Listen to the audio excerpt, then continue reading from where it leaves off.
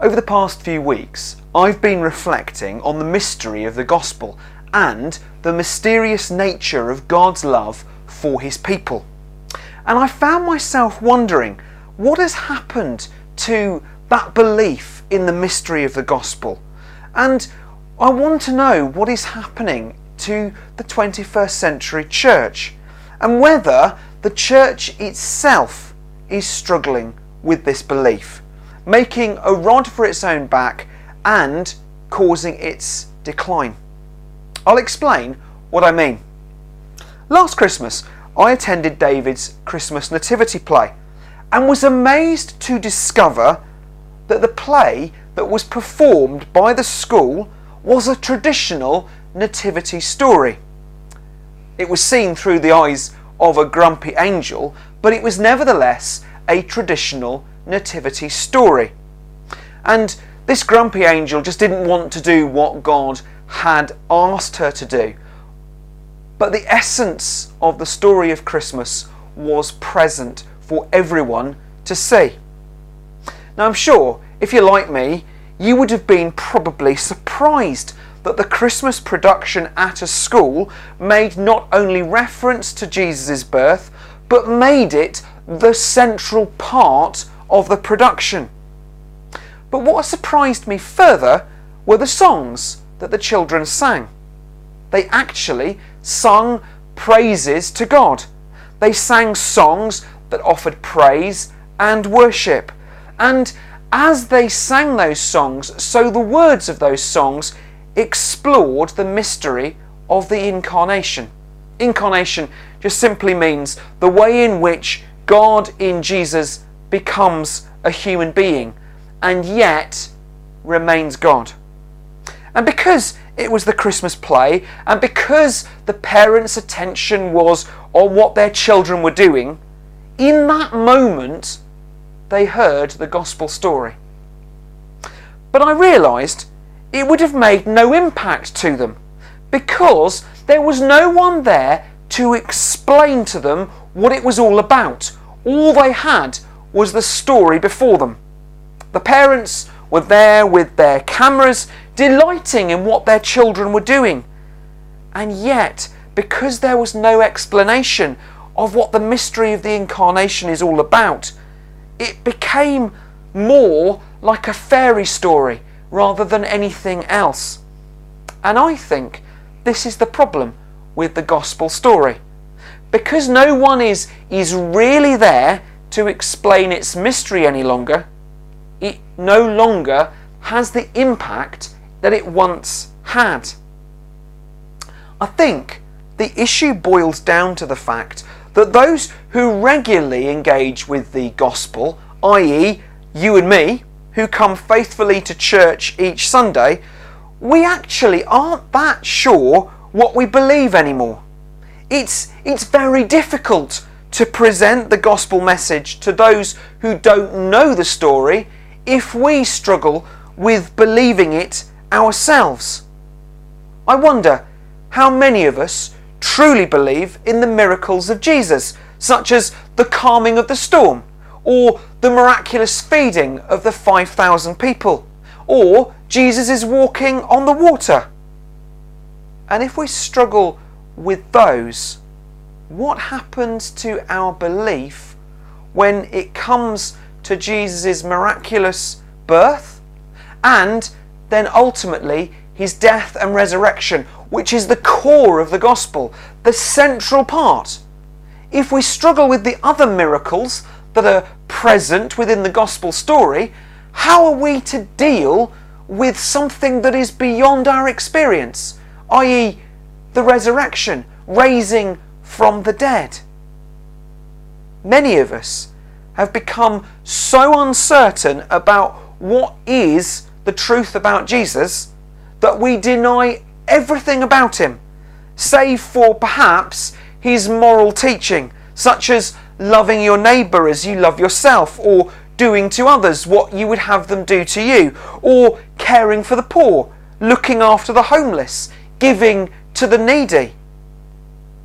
I would challenge anyone who says that they can't agree with those sentiments that are present in the gospel story, because we all know what it means to be a good person and what it means to interact with neighbours and strangers in our society. And there are few people in our society who wouldn't agree that the moral teaching of Jesus isn't important. But they and we struggle with the rest of the mysterious nature of the gospel. But if we are to be serious disciples of Jesus who walk his way each day of our lives, we have a problem. We have a problem if we take the mystery out of our relationship with God, because all those bits of Jesus' teaching that we agree with, whether we agree with the sentiment of them or not, wouldn't be there if it wasn't for the mysterious nature of God's interaction with us through Jesus. Just think for a moment about the number of good people that have throughout history led good moralistic lives and have encouraged other people to do the same. I wonder how many of them have made the same impact, though, that Jesus has done. Because the reason that Jesus and his message have lasted so long is because of what the mystery of his life, death and resurrection have actually achieved. It's more than simply his moralistic teaching that has made the impact throughout the centuries. Most good people who encourage others to lead moralistic lifestyles impact perhaps maybe 1 or 2 generations of people, but then they disappear from the public view. And unless you are interested in history, you don't actually hear their story replayed. Jesus, by comparison, and his life and teaching has renewed, has transformed, and has impacted the lives of people in countless generations throughout the last 2,000 years. And the reason for this is because people who respond to Jesus' life and teaching do so because they identify that there is something mysterious beyond what Jesus says, to what he does, and to what his life, death and resurrection mean for the world.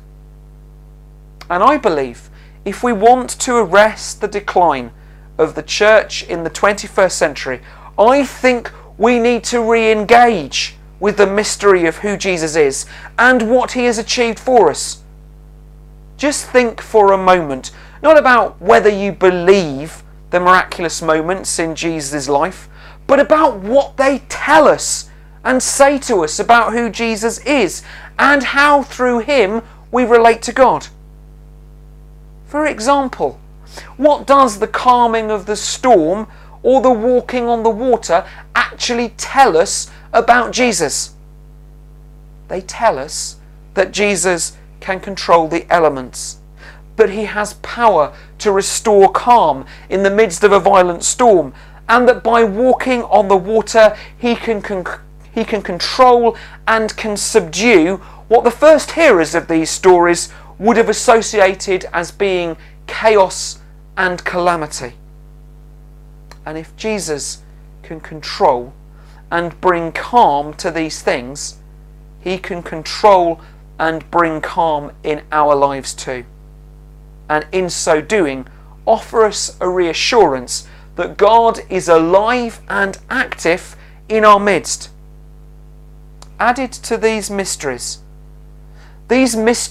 draw us closer into relationship with God because they are headline moments that capture our attention and draw us into a further desire to want to know more about who Jesus is.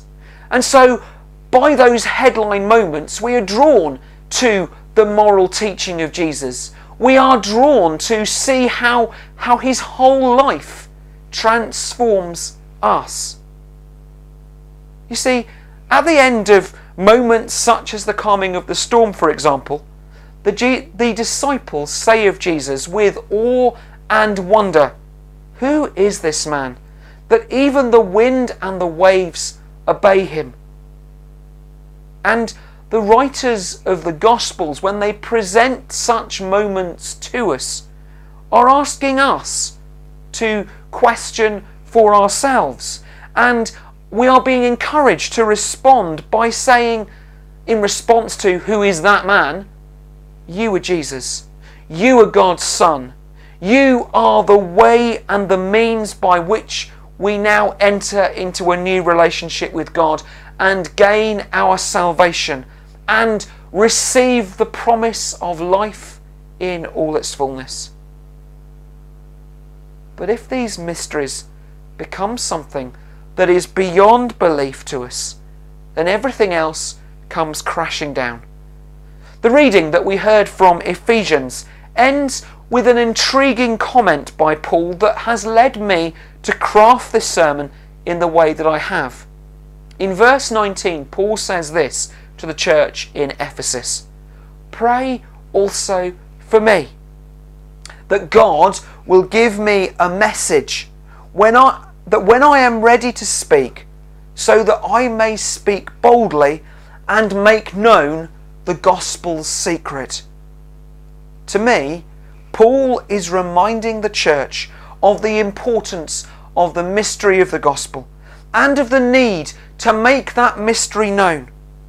We might not understand everything that the gospel has to say to us, but if we never speak about it, we deny its potential to transform our lives and the lives of other people. And maybe that's the reason why Paul talks about putting on the whole armour of God.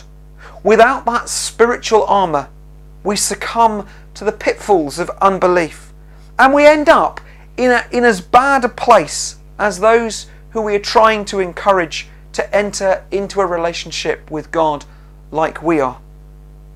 So let's live the mystery of the gospel, and let's seek to make its message known, that it can have not only an impact on our lives, but on the lives of other people. And let's not just focus on the moral teaching of Jesus, but also what he does through his death and resurrection that secures our salvation and offers us the promise of new life. Amen.